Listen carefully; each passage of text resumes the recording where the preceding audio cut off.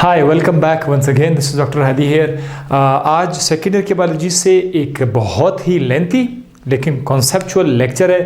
पहले मैं सोचा था कि इसको 2 लेक्चर्स में डिवाइड करूँ, लेकिन पूरा जो नर्वस सिस्टम इस बार मैं रिकॉर्ड करने जा रहा हूँ दोबारा, ये एक ही लेक्चर के अंदर होगा, तो थोड़ा सा टाइम लेगा। आप कापी उठा ले, अपने पास कोई पेंसिल या पेन भी रख ले, क्योंकि बोर्ड का इलाका बहुत छोटा है और बहुत सारी ऐसी चीज़ें हैं जो मैं आपको ओरली बताऊंगा, और जितना मुझसे हो सके बोर्ड पर जो मैं लिख सका, बुनियादी चीज़ें जिसका लिखना लाजमी है वो तो मैं लिख चुका हूँ। कुछ ऐसे पॉइंट्स होंगे जो आप कभी भी लिखे, वीडियो पॉज करके कभी भी लिखते जाइए, ठीक है। अच्छा जनाब, आज का टॉपिक हमारे पास है ह्यूमन ब्रेन। ह्यूमन ब्रेन, इंसान का जो दिमाग है, ये नर्वस सिस्टम का हिस्सा है। आपको पता है कि नर्वस सिस्टम में हमारे पास 2 तरह के सिस्टम हैं। एक है सेंट्रल नर्वस सिस्टम और दूसरा है peripheral nervous system. Central nervous system के अंदर क्या आता है? ब्रेन और स्पाइनल कॉर्ड आता है। ये मैं आपके लिए लिख लेता हूँ, कोई इशू नहीं है। Central nervous system, central nervous system जो हमारे पास है, CNS, उसके अंदर 2 पार्ट्स हैं। एक का नाम है ब्रेन और दूसरे का नाम है स्पाइनल कॉर्ड। Spinal cord. तो आज के लेक्चर में आप यूँ समझे कि हमने सेंट्रल नर्वस सिस्टम स्टार्ट किया हुआ है। सेंट्रल नर्वस सिस्टम का जो पहला हिस्सा है ब्रेन, वो आज हम पढ़ेंगे। इससे पहले आपको मैंने एनाटॉमिकल टर्म्स बता दिए थे कि ब्रेन में कुछ एनाटॉमिकल टर्म्स हैं, जैसे सल्काई, जायरी वगैरह, वो पिछली वीडियो में रिकॉर्ड कर दिया था। आज आपको पार्ट्स बताएंगे और फंक्शन बताएंगे। तो ये सामने आपका ब्रेन का डायग्राम है। ब्रेन के पार्ट्स को सबसे पहले देखिए कि पूरा जो दिमाग है, इसके आसपास एक खोपड़ी का मतलब एक हड्डी है, इसका नाम है क्रेनियम, ठीक है।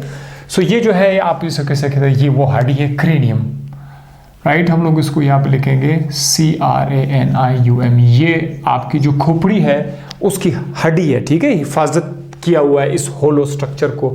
बहुत ही नाजुक पार्ट है आपकी ब्रेन, जो है बहुत ही नाजुक पार्ट है, उसकी हिफाजत के लिए सख्त हड्डी है। अब हड्डी के नीचे अगर आप आओगे तो यहाँ पर कुछ हिफाजती लेयर्स हैं, प्रोटेक्टिव लेयर्स हैं।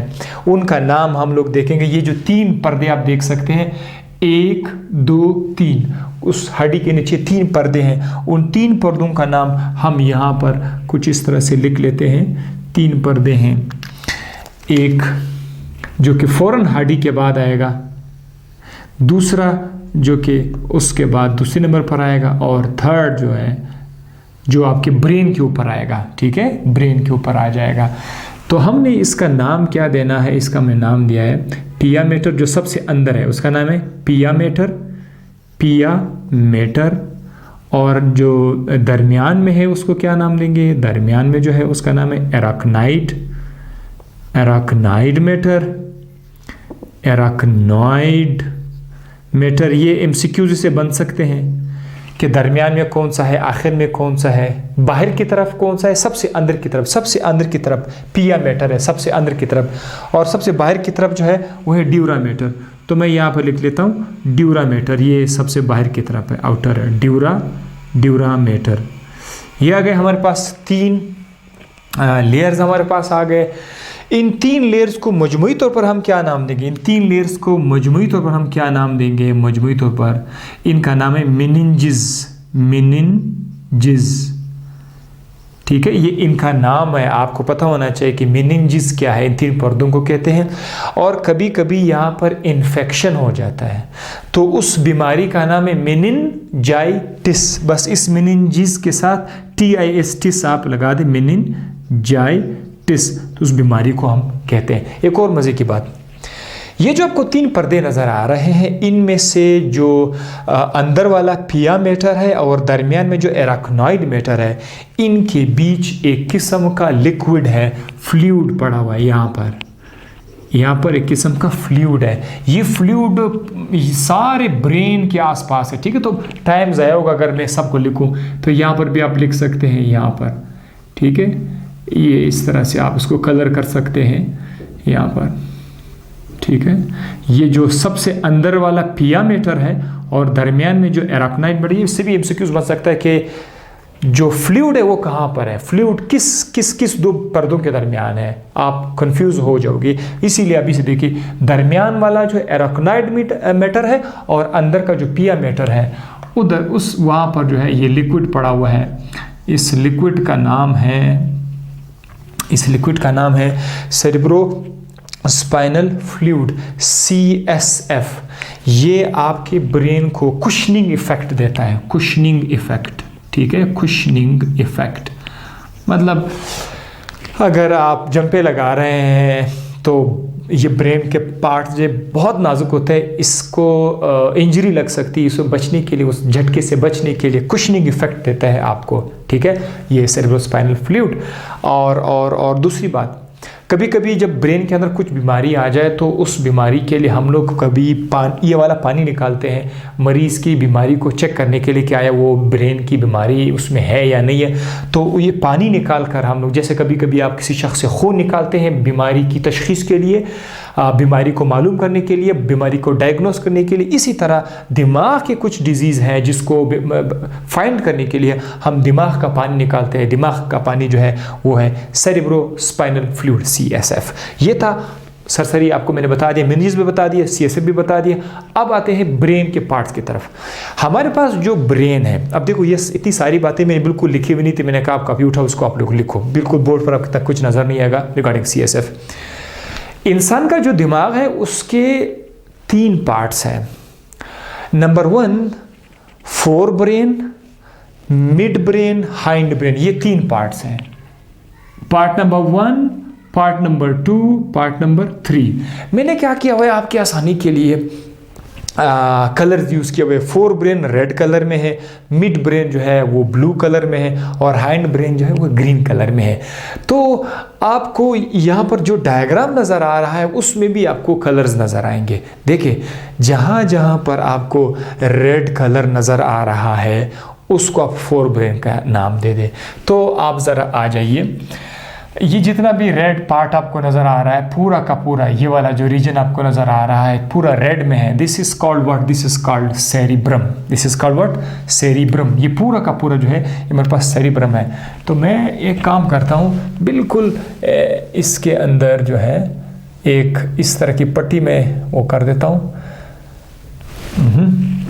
और आपको मैं ये बता चुका हूँ कि इसके अंदर फोल्ड्स बने हुए हैं, जायरी, ठीक है, कन्वल्जन्स है, ये जायरी है, ये जायरी है, ये सारे कन्वल्जन्स है जलेबी टाइप की तरह, और उनके बीच जो है खड्डे हैं, ग्रूव्स हैं, बहुत गहरा, अगर कोई ग्रूव बहुत डीप है तो उसको हमने क्या नाम दिया था, सल्कस का नाम दिया था, ठीक है, यू रिमेंबर, सॉरी, उसको हम लोगों ने फिशर का नाम दिया था, जो बहुत ज़्यादा गहरा है उसको हम लोगों ने क्या नाम था, ज़्यादा जो गहरा है उसका नाम दिया था फिशर, और जो बहुत कम गहरा था उसका नाम हम लोगों ने क्या रखा था, सल्कस, SULCUS। ये पिछले वीडियो में हम रेडी कर चुके हैं। तो ये जो रेड पार्ट हमें नजर आ रहा है, this is called what, this is called cerebrum, इसको कहते हैं सेरिब्रम। ये पूरा का पूरा जो है ये आपका सेरिब्रम है। और सेरिब्रम यहाँ पर मैंने फोर ब्रेन को इधर दोबारा लिखा हुआ है, दूसरा ऐसा मिड ब्रेन और हाइंड ब्रेन को आस्ता आस्ता एक एक पढ़ते हैं। फोर ब्रेन में पहला हिस्सा जो है वो क्या है, हमारे पास सेरिब्रम है, तो ये कलर आपका सेरिब्रम है। अच्छा, दूसरा कौन सा है फोर ब्रेन में, फोर ब्रेन का दूसरा हिस्सा कौन सा है, वो है थैलेमस। तो थैलेमस के लिए हम क्या करेंगे, ये जो रीजन है मैं इस सारे रीजन को मैं रेड कर देता हूँ, इसको मैं क्या कर देता हूँ, इसको मैं रेड कर देता हूँ, ताकि हमारे स्टूडेंट्स को अंदाज़ा हो जाए कि यहाँ पर क्या चल रहा है। ये भी हमारे पास ये पूरा जो रीजन है इसको मैं रेड कर देता हूँ। So this region is what, this region is called thalamus. अब ये मैं इसके सामने इस तरह का डायग्राम लिख देता हूँ, THALAMUS, ये आपका थैलेमस आ गया। अब थैलेमस के बाद ये जो रीजन आप देख रहे हैं, this is called what, hypothalamus. तो इसको भी मैं रेड कर लेता हूँ, इसको भी मैं क्या कर लेता हूँ, रेड कर लेता हूँ। सही है, ये आपका आ गया, ये जो रेड कलर है। तो या ये सारा का सारा आपका सेरिब्रम आपके फोर ब्रेन का हिस्सा है। थैलेमस आपके फोर ब्रेन का हिस्सा है, हाइपोथैलेमस भी आपके फोर ब्रेन का हिस्सा है।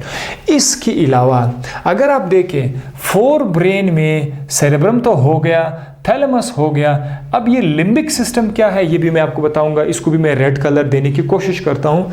लिम्बिक सिस्टम के लिए हम एक डायग्राम कुछ इस तरह से लिखेंगे कि यहाँ से एक पट्टी हम बनाएंगे, यहाँ से एक पट्टी इस तरह से पट्टी हम बनाएंगे और इस पट्टी के आखिर में यहाँ पर कुछ इस तरह के लोब्स देंगे, ठीक है, राइट। और यहाँ पर एक बादाम की तरह का एक स्ट्रक्चर हम बनाएंगे इस तरह का, ठीक है, आलमंड शेप स्ट्रक्चर बनाएंगे और उसके बाद फिर इस तरह से स्ट्रक्चर हम बनाएंगे।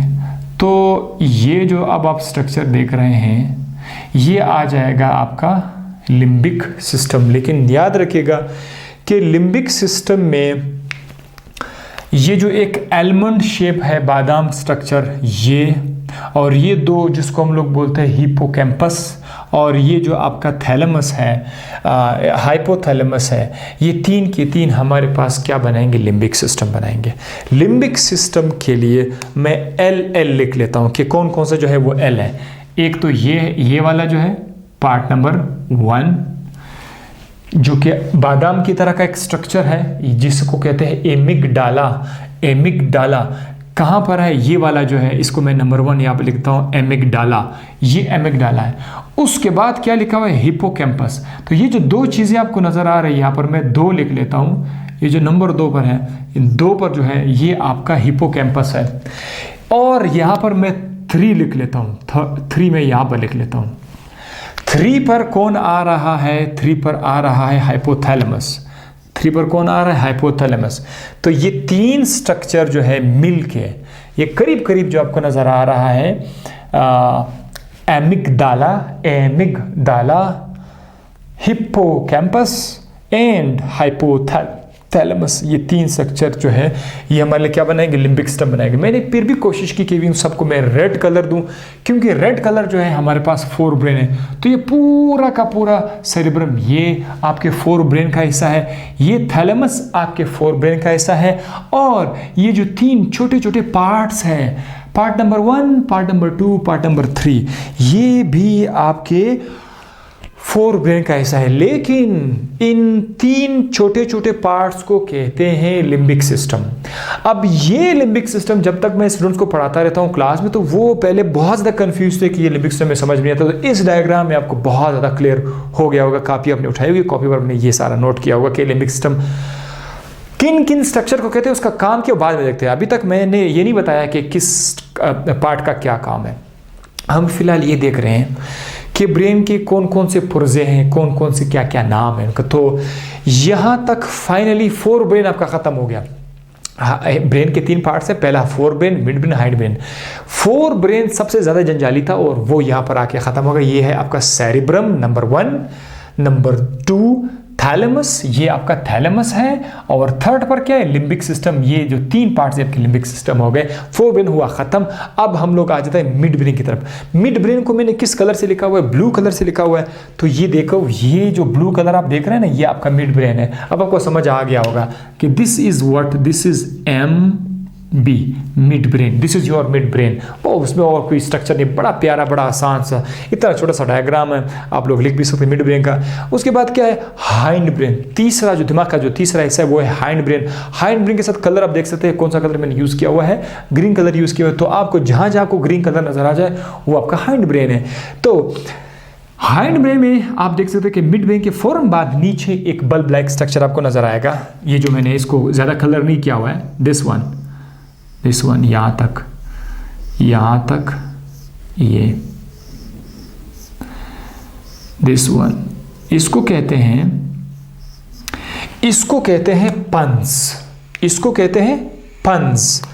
राइट, इधर एक छोटा सा जगह बना लेता हूँ, पंस, और इधर मैं आपके लिए लिख लेता हूँ PONS,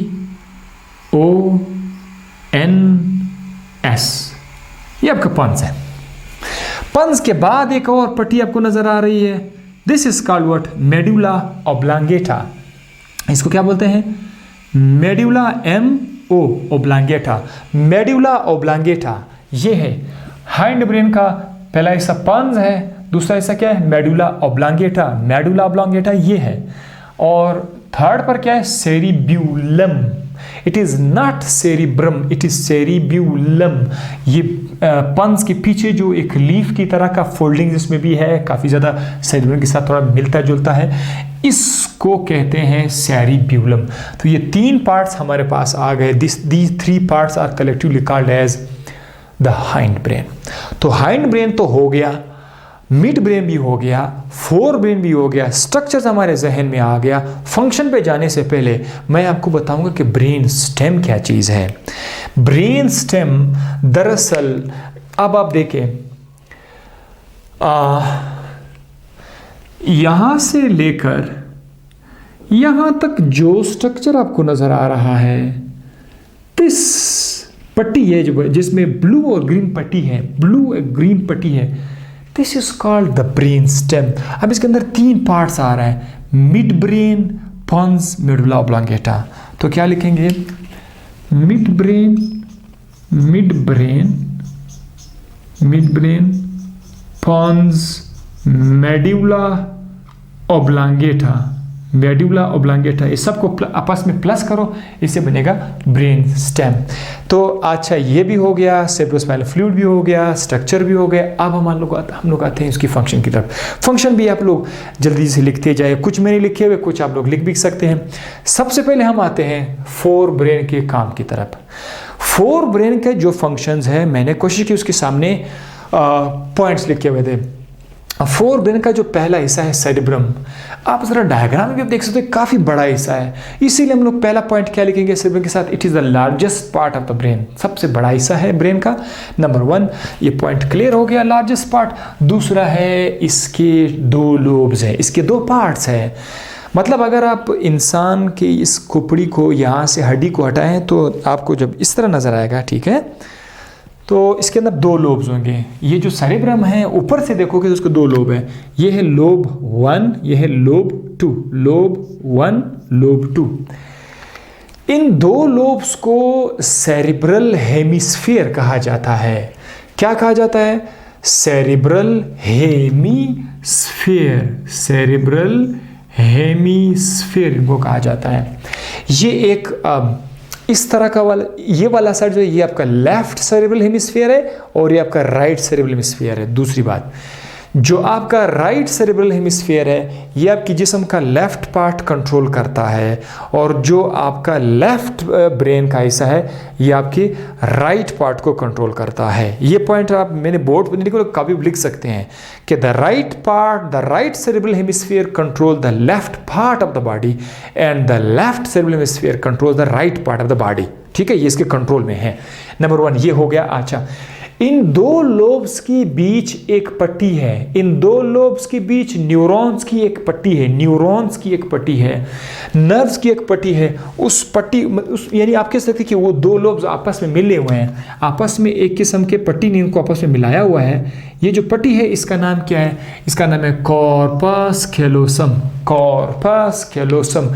आपकी कॉपी पर आप कॉर्पस कैलोसम के सामने क्या लिखोगे, आप लिखोगे कि it is a band of neurons that connect the 2 lobes that connect the right and left cerebral hemisphere।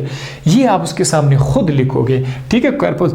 अच्छा, उसके बाद हम लोग आएंगे कि ये जो हमारे पास जो सेरिब्रम है, अभी तक सेरिब्रम चल रहा है, सेरिब्रम के 4 लोब्स हैं। एक तो ऊपर से आपने देखा 2 लोब्स हैं, ठीक है, राइट लेफ्ट। इन्हीं 2 को अगर देखा जाए तो उनके 4 लोब्स बनते हैं। वो कैसे, ये मैंने दोबारा से सेरिब्रम लिखा हुआ है, खोपड़ी लिखी हुई है। इसका बैक साइड पर ये इसका बैक साइड है, ये इसका बैक साइड है, ठीक है। तो सेरिब्रम का ये वाला हिस्सा, सेरिब्रम का ये वाला हिस्सा, this is called occipital lobe, occipital lobe, occipital lobe, occipital lobe, occipital lobe है। जबकि सेरिब्रम का सामने वाला जो हिस्सा है, सेरिब्रम तो सारा इसके ऊपर के नीचे सेरिब्रम पड़ा हुआ है, सेरिब्रम का जो पिछला हिस्सा है वो ऑक्सीपिटल लोब है, और सेरिब्रम का जो सामने वाला हिस्सा है, this is called frontal lobe. यहाँ पर जो है, this is called what, frontal lobe, ठीक है, this is called frontal lobe.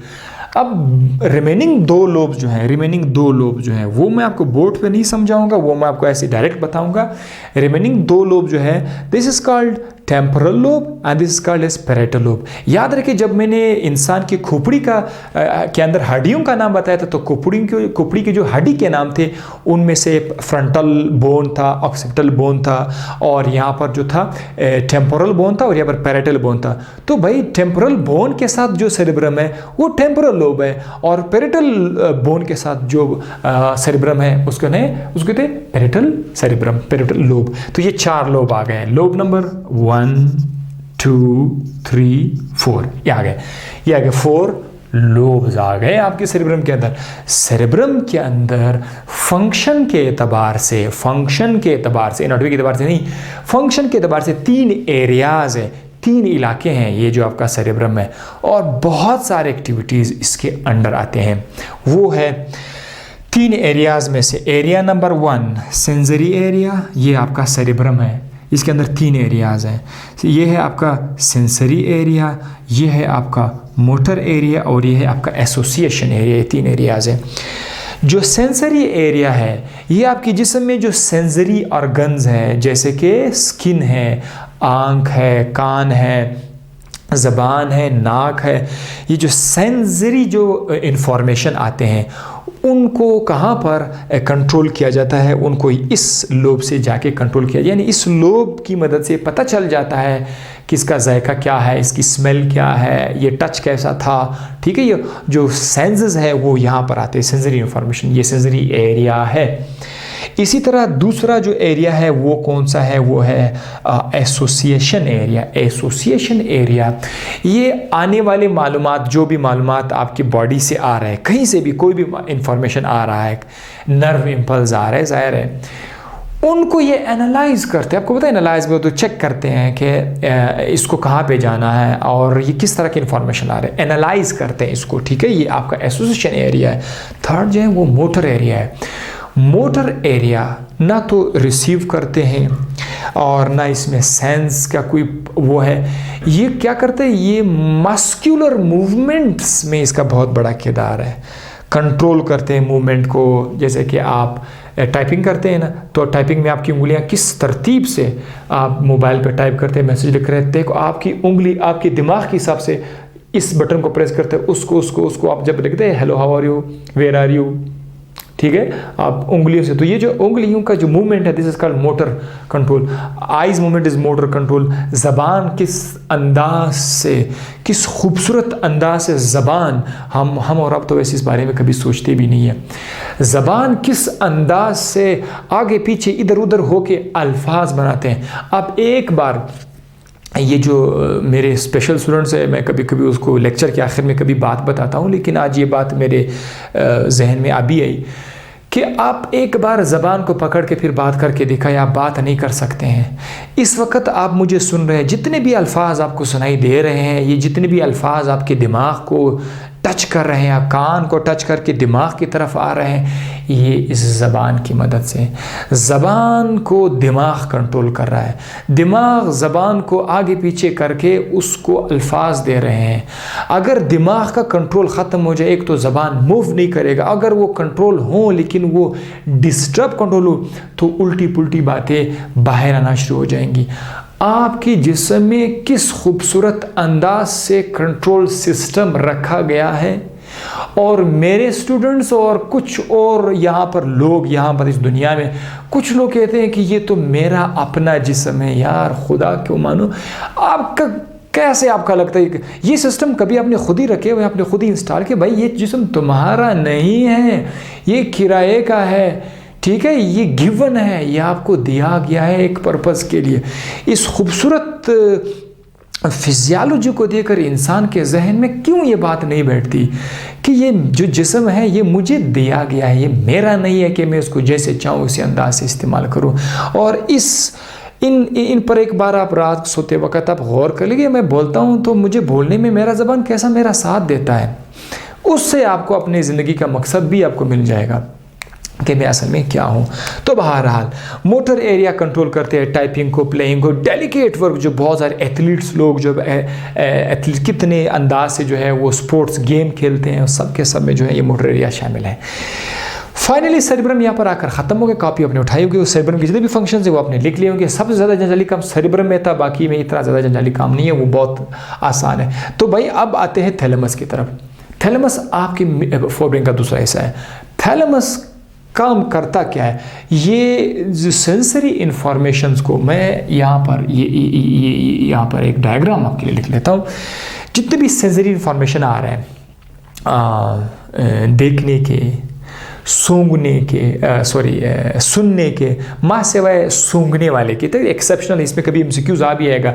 सूंघने वाले के अलावा बाकी जो सेंसेस आ रहे हैं देखने के, सुनने के, वो यहाँ पर आकर, ठीक है, ये वो यहाँ पर आ जाते हैं, ये इसको रिसीव कर लेते हैं, इसको मतलब सारे के सारे इधर ज़रूर आएंगे, आपका सेंसरी इंफॉर्मेशन यहाँ पर आएंगे।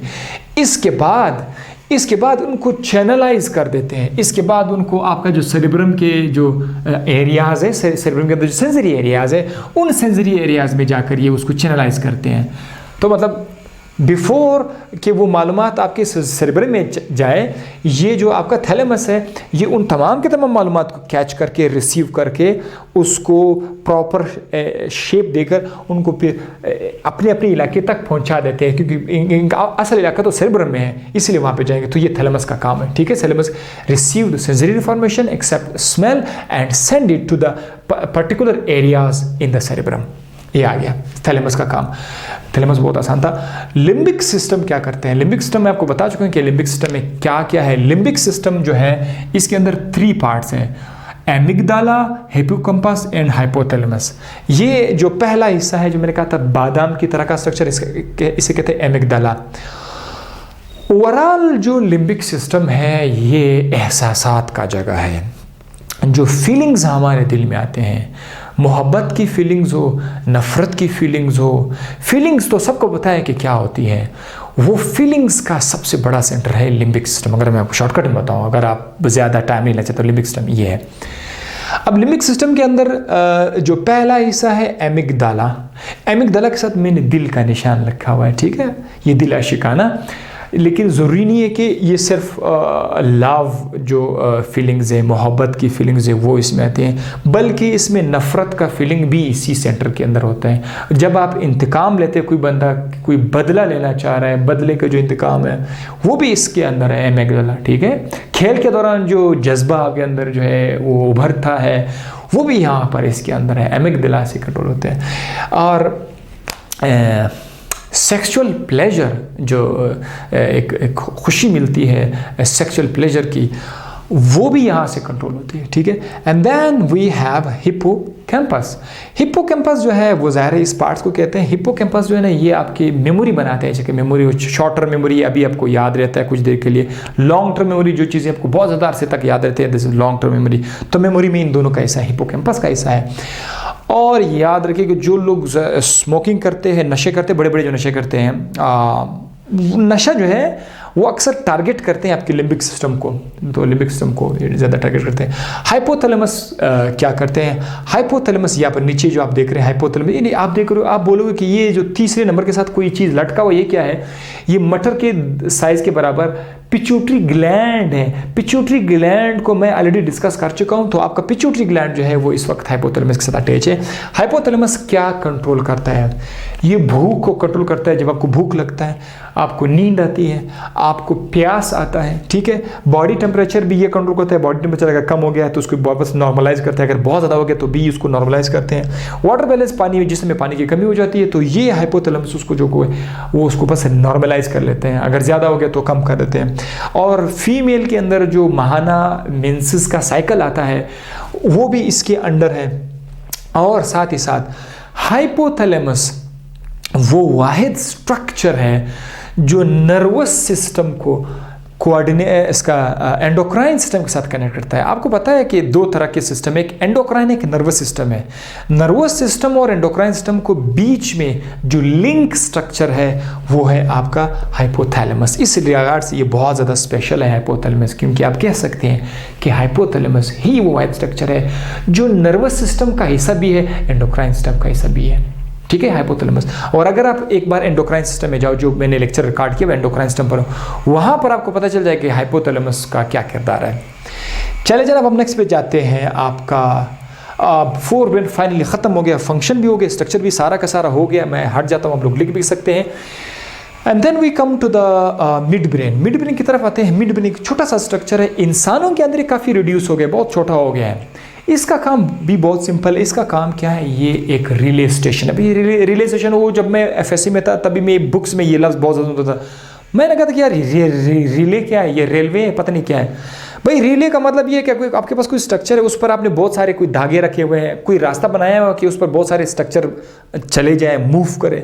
This is called relay centre. और रिले सेंटर, आप ये जो टीवी आप उठा लेते हैं, कोई म्यूजिक इंस्ट्रूमेंट बता दो, वहाँ पर उन्होंने रिले वो बनाया हुआ होता है। तो ये दरअसल वो रास्ता है जिस पर ट्रैक्स मूव करते हैं, इंफॉर्मेशन यहाँ से जाते हैं। आप ये कह सकते हैं कि मिड ब्रेन कनेक्ट करता है। ये कौन सा ब्रेन है, ये हाइंड ब्रेन। ये कौन सा ब्रेन है, ये फोर ब्रेन है। फोर ब्रेन और हाइंड ब्रेन को आपस में कनेक्ट करता है। इसके लिए एक लफ्ज़ और भी है, रेटिकुलर फॉर्मेशन भी मैंने इसके लिए लफ्ज़ यूज़ किया हुआ है। तो ये जो दो पार्ट्स को कनेक्ट करता है, इसका एक लाइन में इसका फंक्शन है, बाकी ख़त्म, कोई मजीद वो नहीं है। आप कॉपी में सिर्फ एक दो लाइन में लिख देखिए, इसका ये काम है। चूँकि एफएससी के सेकेंडरी के बायोलॉजी में जितना कुछ लिखा हुआ है, मैं कोशिश करता हूँ कि उससे आगे ना जाऊँ, और स्टूडेंट को भी यही चाहिए एग्जाम के लिए अच्छी सी तैयारी।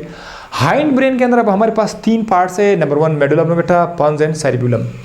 मेडुला ऑब्लोंगेटा क्या करता है, मेडुला ऑब्लोंगेटा जैसे कि आप देख सकते हैं ये वाला है। अच्छा, इसके बाद में हम लोग नीचे नहीं जा सकते हैं, क्योंकि अगर आप नीचे जाओगे तो फिर तो स्पाइनल कॉर्ड शुरू हो जाएगा। स्पाइनल कॉर्ड पे नेक्स्ट लेक्चर में रिकॉर्ड करूंगा, लेकिन ये स्पाइनल कॉर्ड के ऊपर जो है मेडुला ऑब्लोंगेटा पड़ा हुआ है।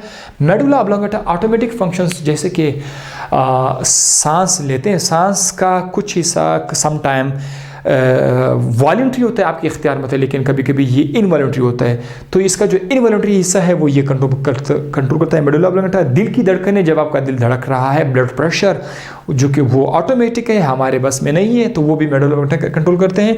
अच्छा, हार्ट बीट है, ब्लड प्रेशर है, रेस्पिरेशन है, स्वेलिंग जब आप खाना खा रहे हैं, निकाल लेते हैं, एक हद तक तो वो आपके इख्तियार में होता है, लेकिन उसके बाद स्वेलिंग जो है वो इनवॉलंटरी हो जाती है। तो वो जो इनवॉलंटरी पार्ट है वो आपका मेडुला ऑब्लोंगेटा कंट्रोल करता है। साथ इसमें रेस्पिरेशन भी है, जब आप भागते हैं, भागने के लिए आपका रफ्तार जो है, सांस की जो रफ्तार है, उसको मेडुला ऑब्लोंगेटा कंट्रोल करते हैं। पंज की तरफ आते हैं। पंज का काम भी इस मेडुला ऑब्लोंगेटा से मिलता जुलता है, क्योंकि इसमें रेट एंड पैटर्न, रेट का मतलब है रफ्तार, पैटर्न का मतलब है उसका स्टाइल। देखो, सांस लेने का अपना एक पैटर्न भी होता है और दिल की धड़कनों का भी एक पैटर्न होता है। ठीक है, दिल की धड़कनों का भी एक पैटर्न होता है। तो ये रेट, रफ्तार और पैटर्न को कंट्रोल करते हैं। हार्ट बीट एंड ब्रीथिंग, आप देख दो, हार्ट बीट एंड ब्रीथिंग इधर भी मौजूद है और यहाँ पर भी मौजूद, तो ये थोड़े से मिलते जुलते हैं, इनको ये कंट्रोल करते हैं। पंस और सेरिबेलम क्या करते हैं, जो मस्कुलर मूवमेंट के अंदर जो कोऑर्डिनेशन है, कोऑर्डिनेशन का मतलब है कि अगर एक मसल मूव कर रहा है तो दूसरा मसल उसके हिसाब से अपने आप को मूव कर रहा है, या एक मसल अगर कंट्रैक्ट कर रहा है तो दूसरा उसको रिलैक्स करे। This is called coordination. तो ये कोऑर्डिनेशन लाता है। और ख़ास कर जो है ये जो डेलिकेटेड मूवमेंट्स होते हैं जिसमें बहुत ज़्यादा एहतियात करना पड़ता है, जैसे कि कबूतर जो है वो आ रहा है और सामने कोई स्ट्रक्चर आएगा तो वो बड़े अंदाज से अपने आप को उससे हटा के अपने आप को बचा लेते हैं। ठीक है, so this is called delegated movements, और ये बर्ड्स में भी बहुत ज़्यादा डेवलप है। ठीक है, तो ये वहाँ पर एक कोऑर्डिनेशन लाता है मूवमेंट्स में। और साथ ही साथ जो बिहेवियर हमारे लाइफ में जो चीज़ें हम लोग सीखते हैं उसकी मेमोरी भी यहाँ पर स्टोर होती है। बिहेवियर पर ऑलरेडी मैं लेक्चर रिकॉर्ड कर चुका हूँ। बिहेवियर की जो मेमोरी है वो भी आपके सेरिबेलम में रिकॉर्ड हो जाती है। सो इसके साथ यहाँ तक नर्वस सिस्टम का पूरा लेक्चर यहाँ पर ख़त्म हो गया। वहाँ से लेकर यहाँ तक आप मैं को थोड़ा सा रिपीट कर लेता हूँ। हमारे पास जो ब्रेन है उसको प्रोटेक्ट किया हुआ एक हार्डी ने, इसका नाम क्रेनियम है। उसके बाद 3 फजती लेयर है और उन हिफाजती लेयर के दरमियान एक लिक्विड पड़ा हुआ है जिसका नाम है CSF। ब्रेन के 3 पार्ट्स है, fore brain, mid brain, hind brain. Fore brain के अंदर मजीद 3 पार्ट्स थे, सेरिब्रम, थैलेमस और लिम्बिक सिस्टम। सेरिब्रम के बारे में सारे पॉइंट्स यहाँ पर लिखे हुए हैं, थैलेमस के बारे में पॉइंट यहाँ पर मौजूद है। लिम्बिक सिस्टम मजीद 3 पार्ट्स था, वो भी एक एक करके मैंने बता चुका हूँ। उसके बाद हम लोग गए मिड ब्रेन की तरफ जिसके पास 2 लाइनें थी, और उसके बाद हम हाइंड ब्रेन की तरफ गए। हाइंड ब्रेन के भी 3 पार्ट्स हैं।